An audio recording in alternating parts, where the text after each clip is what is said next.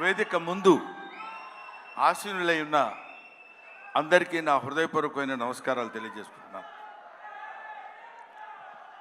ఈరోజు నేను ఇక్కడ మాట్లాడేటువంటి అవకాశం నాకు కలగటం అందరిలాగే చాలా అదృష్టం కింద భావిస్తున్నానని చెప్పొచ్చు. అందరిలా చెప్పటం కాదు, మనస్ఫూర్తిగా నిజాయితీగా చెప్తున్నాను. I felt very happy to participate in this function, particularly legendary personality like our Kamal Haasan Saab is here. Kamal Haasan sir గురించి మాట్లాడటం కోసం, ఎందుకంటే కొంతమంది గురించి ఎన్నిసార్లు మాట్లాడినా ఎంత మాట్లాడినా ఇంకా మిగిలిపోతూనే ఉంటుంది. అందులో కమల్ హాసన్ గారు ఒకరు. కమల్ హాసన్ గారి ఏజ్ ఎంతో నాకు తెలియదు కానండి, నేను చదువుకునే రోజుల నుంచి కమల్ హాసన్ గారిని చూస్తూనే ఉన్నా. సాగర్ సంగమం చాలాసార్లు చూశా.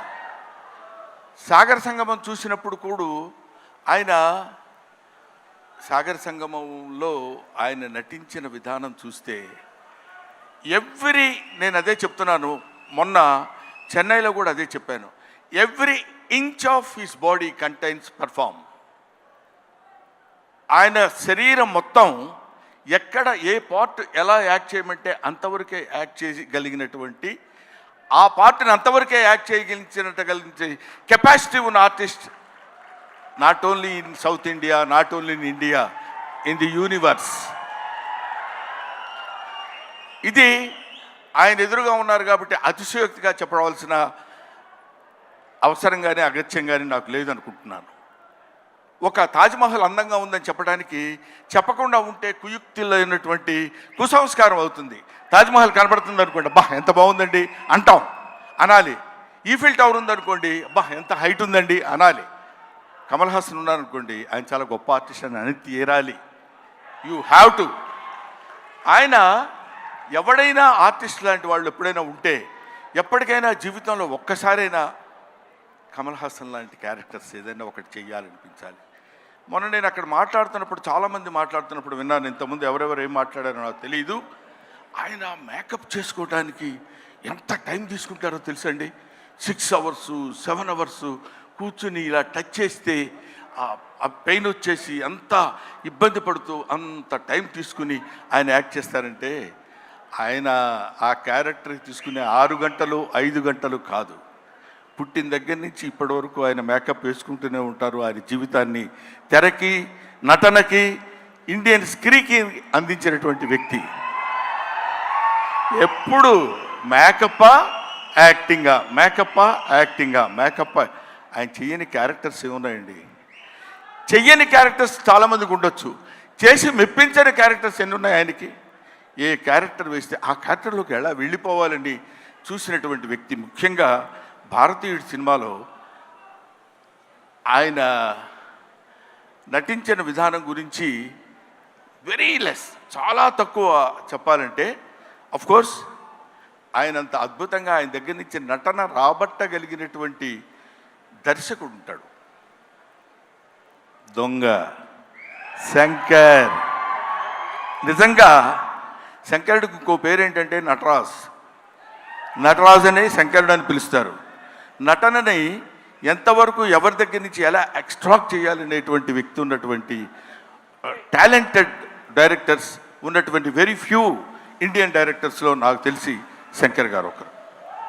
అటువంటి వీళ్ళు ముఖ్యంగా మన సిద్ధార్థ్తో కలిసి నేను చాలా సినిమాలు యాక్ట్ చేశాను. రకుల్ ప్రీత్తో చేశాను, ఎస్ఏ సూర్య గారి డైరెక్షన్లో చేశాను, ఈయన సంపత్ నంది గారి డైరెక్షన్లో చేశాను. వీళ్ళందరితో కలిసి యాక్ట్ చేశానని చెప్పుకోవడానికి చాలా ఆనందంగా ఉంటుంది. కానీ కమల్ హాసన్ గారితో కూడా కలిసి యాక్ట్ చేశానని చెప్పడానికి I felt very happy. We all proud to say that we are all the contemporaries of Kamal Haasan. ఆయన ఉన్నప్పుడు మనం ఉన్నాం, ఆయన మాట్లాడుతున్నప్పుడు మనం మాట్లాడాం.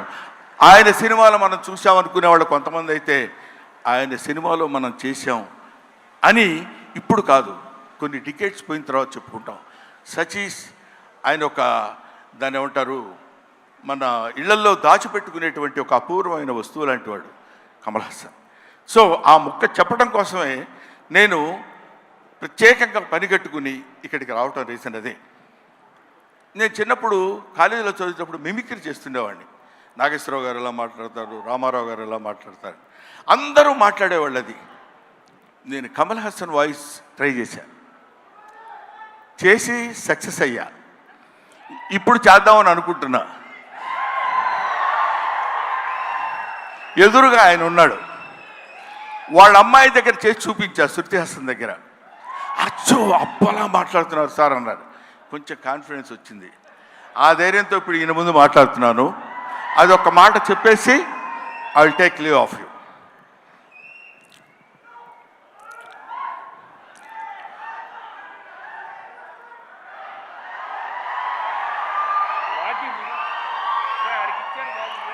అందరికీ నమస్కారాలు.